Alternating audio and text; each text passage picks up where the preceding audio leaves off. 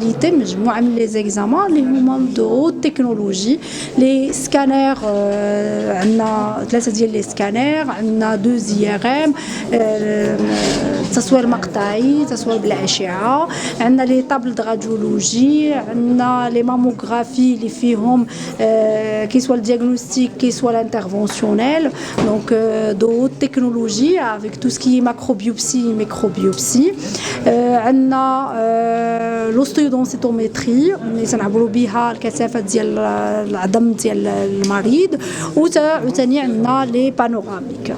دونك في هذه المصلحه تنتوفروا على تشخيص طبي مستعجل وتشخيص طبي اللي تنشوفوا فيه جميع الاشياء كيسوا الامراض المتطوره والامراض المستعصيه.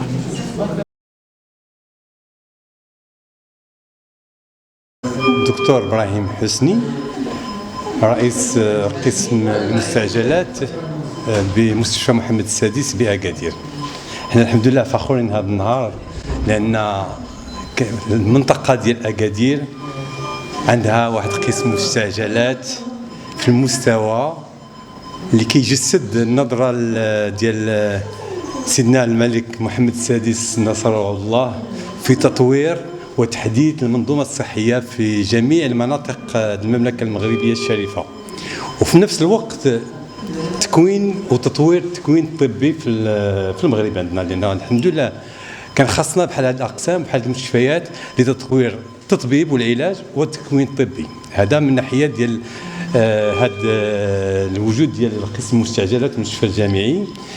الخاصية ديال قسم المستعجلات أنه كيتكون من نقولوا 5 الوحدات اللي تعطي خاصية أساسية، وهذه الوحدات فيها وحدة الاستقبال، وحدة الإنعاش والتخدير اللي فيها 11 وحدة الإنعاش اللي فيها 11 سرير، وحدة الجراحة الاستعجالية اللي فيها 5 القاعات العمليات معطيين خصيصا قسم المستعجلات والمرضى اللي كيجيو في حالات استعجاليه.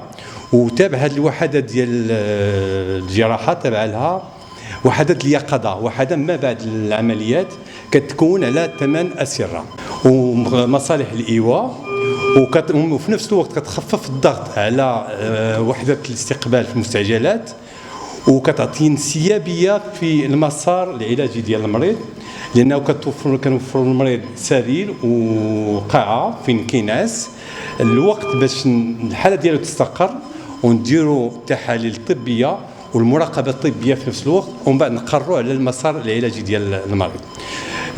في الزياده على هذه الوحدات كاين وحده اللي خاصه باكادير، وهي الوحده نقولوا في القطاع العمومي. الوحده الاولى هي وحده العلاج بالضغط بالاكسجين عالي الضغط. الخاصيه ديالها ان الاولى.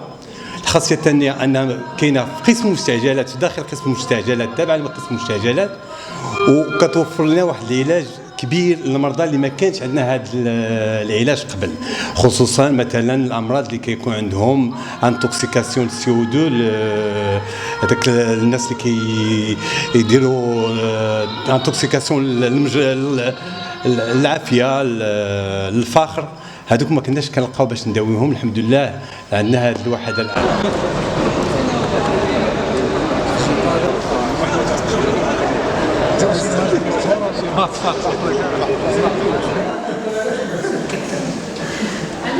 ما